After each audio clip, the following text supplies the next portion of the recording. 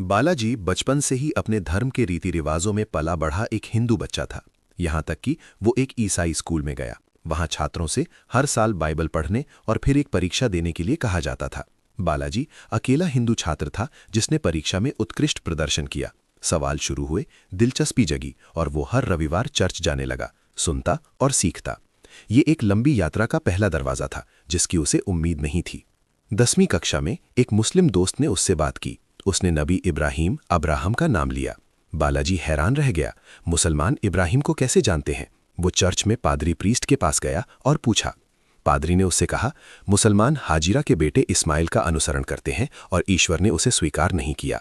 कथावाचक बालाजी रुक गया और उसने एक सरल तार्किक सवाल पूछा, अगर ईश्वर ने इस्माइल को स्वीकार नहीं किया तो उन्हें बनाया ही क्यों, और उनकी माँ को क्यों बनाया? यहीं से उसके पुराने यकीन में पहली दरार पड़नी शुरू हुई। उसने हिंदू वेदों की तलाश शुरू कर दी। उसने संस्कृत में लिखे ग्रंथों को पढ़ा और उन्हें तमिल में अनुवाद किया। उसे ऐसे शब्द मिले जो कहते थे, ईश्वर को किसी भी चीज से नहीं मिलाना चाहिए, और जो ईश्वर को मूर्ति, पत्थर या लकड़ी के रूप में मिलाता है उसे आग में डाल दिया जाएगा। उसने चारों ओर देखा और पाया कि हिंदू धर्म और ईसाई धर्म दोनों में मूर्तियों और क्रूस की पूजा की जाती है। तो उसने खुद से कहा, शायद कोई ईश्वर नहीं है और शायद इंसानों ने यह विचार गढ़ा है, और उसने तलाश बंद कर दी। और वो एक ऐसे दौर में जिया, बिना यकीन के, बिना जवाबों के। एक मुस्लिम दोस्त उसे रमजान में मस्जिद ले गया।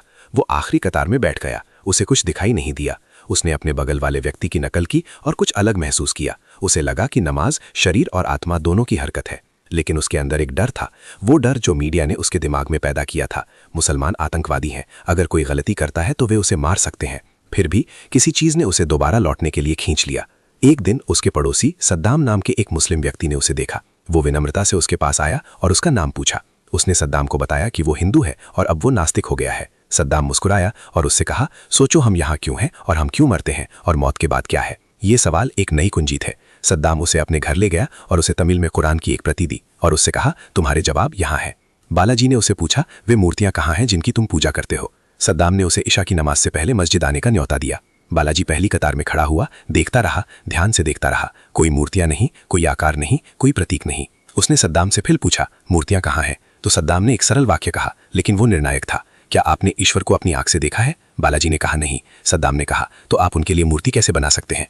उसने कुरान पढ़ना शुरू कर दिया और उसने वैज्ञानिक सत्य खोजे जो हाल ही में ज्ञात हुए थे, और उसे महसूस हुआ कि वो जो पढ़ रहा है वो कोई साधारण मानवीय बात नहीं है। उसने उसमें वर्णित नबियों की कहानियों की तलाश शुरू कर दी और उसे एक जुड़ाव, एक व्यवस्था, एक समझ, एक अर्थ मिला।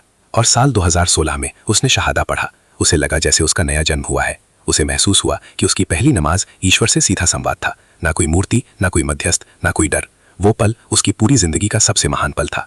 ये धर्मों के बीच बदलाव की कहानी नहीं है और ना ये संघर्ष की कहानी है। ये एक ऐसे इंसान की कहानी है जिसने ईमानदारी से तलाश की और सच्चाई को जान लिया। मोहम्मद अमीन कहते हैं, मेरे लिए दुआ करें और कुरान के ज्ञान को फैलाएं। इस्लाम अल्लाह की ओर से एक तोहफा है, इसे थामे रहें।